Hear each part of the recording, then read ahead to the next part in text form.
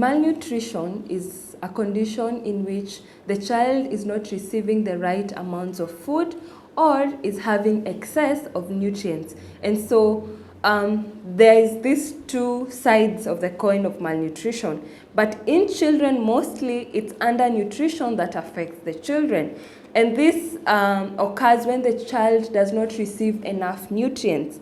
And protein energy malnutrition is one of the greatest condition that is experienced with children. The signs of malnutrition in children is that your child will be underweight, that means they weigh less for their age, or they will be having what we call wasted. That means your child is smaller or their weight is lower than their height, or the child is stunted. And when the child is stunted, that means that the child has a shorter height for their age. And this is mostly caused by factors like the child not having enough food to eat, or the child is eating the food but is not absorbing the food, so it's not able to get the benefits of the food that they are eating, or the child is continuously sick or having sicknesses that keep on recurring, which makes the child not able to either eat enough food or use the food that they eat.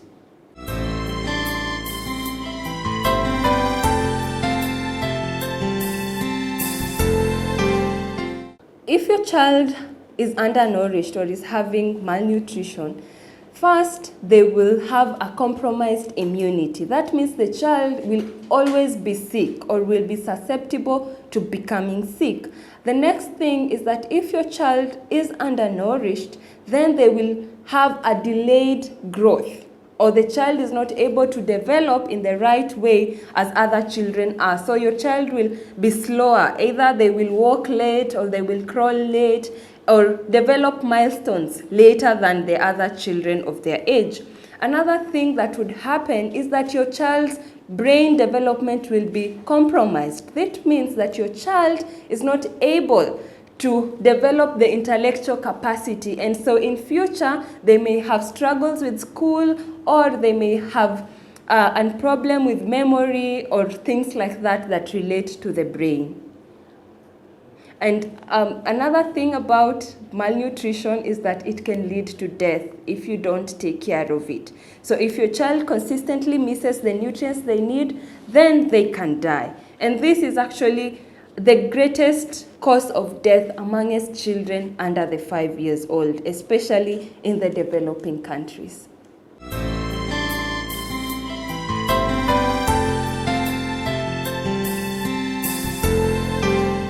Malabsorption is a condition where the child takes the food they need, but their body does not absorb the food. And this mostly is caused by factors like they have an underlying disease. There are diseases that cause children not to absorb food, diseases like cystic fibrosis or celiac disease, which causes children not to absorb, or the child could be having an allergy, which, like the cow milk protein allergy, if you give a child cow milk protein, they may not absorb it. Another thing is that a child may not absorb food if they are infested with worms. This happens mostly for children above the age of 2 years old, and if they have worms infestation, that means their body is competing with the worms for food, so the child does not receive the food that they need.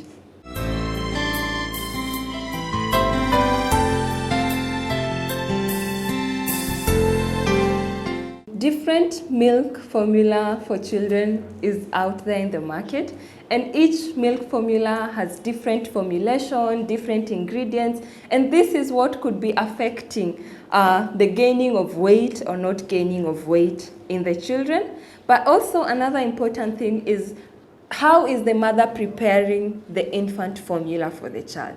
Because if it is prepared in the right way, then the child will definitely gain weight. And if the child is beyond the age of 6 months old, they need to be weaned and to be given supplementary food, because by that age, milk alone or infant formula milk alone is not able to sustain their growth. So they need to be given more food, and food that is balanced in nature, so that they are all groups of nutrients provided for the child, enable for the child to grow.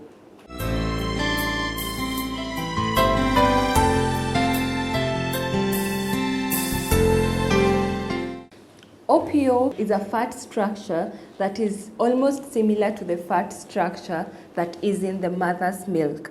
And this OPO fat is easily digestible by the child, and when it is broken down, the baby is able to absorb it easily and so gain the fat that they need.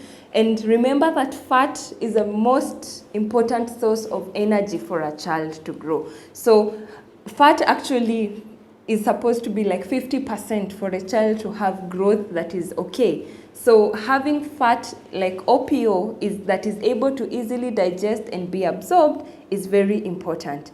Another thing about OPO is that it actually facilitates the absorption of vitamins.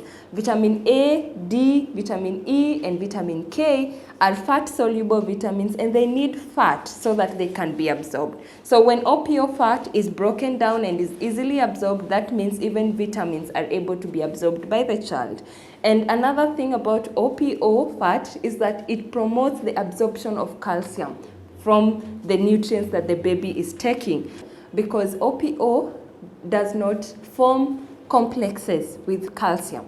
So the baby is able to absorb both fat and calcium. And when the baby absorbs both fat and calcium, then that means the baby is not going to be constipated, because most cases when the child has constipation because of taking infant formula, it is usually because of the fat that has been used in the infant formula, which complexes with calcium to form calcium salps, and they are hard to pass poop, that the child finally develops constipation.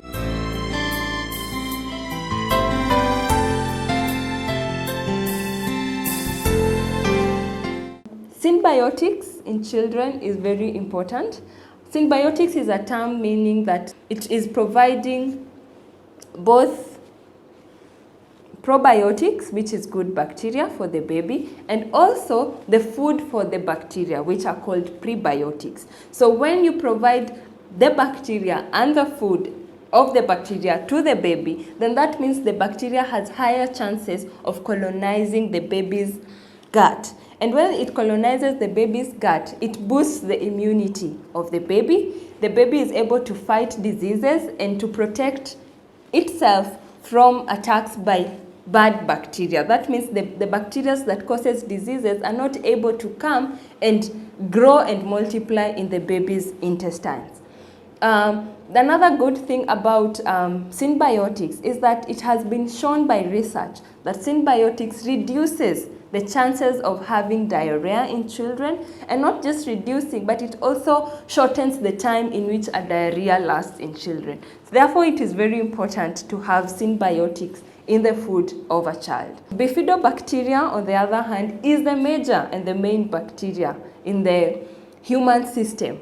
And this bacteria is important because it develops the immunity of the child, the intestinal immunity of the child, because we know the intestines is where food comes into the body, and sometimes food may have been contaminated or anything. So it is the first place that protects the child from absorbing anything that is able to cause them diseases. So when the immunity of the intestines is primed, it is good for the child, and it is also able to prevent the child from having diseases in future.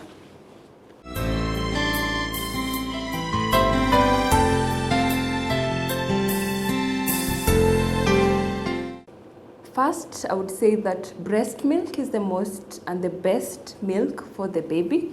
But in case you are not able to breastfeed for one reason or the other, then as a mother, it is important to read through the labels so that you know the ingredients that are in the milk product that you're buying for your child. And I would advise that the best infant formula milk first has lactose as its source of carbohydrate. Secondly, that milk has proteins that are easily digestible, which means the protein whey-casein ratio has been adjusted so that it is at 60 to 40, the ratio of whey to casein proteins, which is near to the mother's ratios of whey casein proteins, and these keep changing as the child grows. The next thing would be to consider the premium fat blend. That what is the fat that has been used in this milk? OPO is the best premium milk structure because it mimics the structure of milk in the mother's breast milk. Another thing I would say to consider would be the micronutrients in that the milk formula that you're choosing. It should be rich in micronutrients. And finally, it should have symbiotics. These are the bacteria that are going to help your baby to develop immunity in their mucosal system.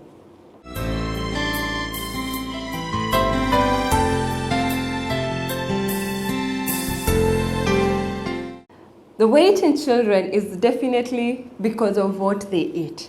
So when the child eats good food, enough food in the right ratios, then definitely the child will be adding weight. And if the child is not eating well, then as a mother or caregiver, it is important to seek medical attention for the child. And if you notice the child is having issues with feeding, then it is also good to consult a dietitian who can help you to know how to feed your baby right.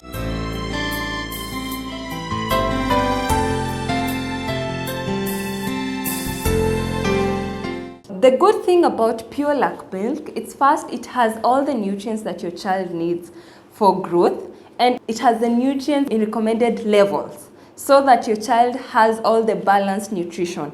And pure lac will provide 3 different types of milk for the stages of your child. So depending on the age of your child, you get the right nutrition for the child from each and every pack that you get. Another thing about pure lac is that it has OPO fat structure, which is the best, as a premium blend of fat that enables the child to eat well, receive all the fat they need for their energy, and also absorb calcium and vitamins, but also prevents constipation in the child. Another thing I would say is about the symbiotics and the bacteria that is used in the probiotic bacteria in the pure lac milk is actually very important to have this, because your child, when they are born, they have no bacteria. But from the food that you give them, that's how the child is able to develop a strong bacterial system that is able to fight diseases for the child.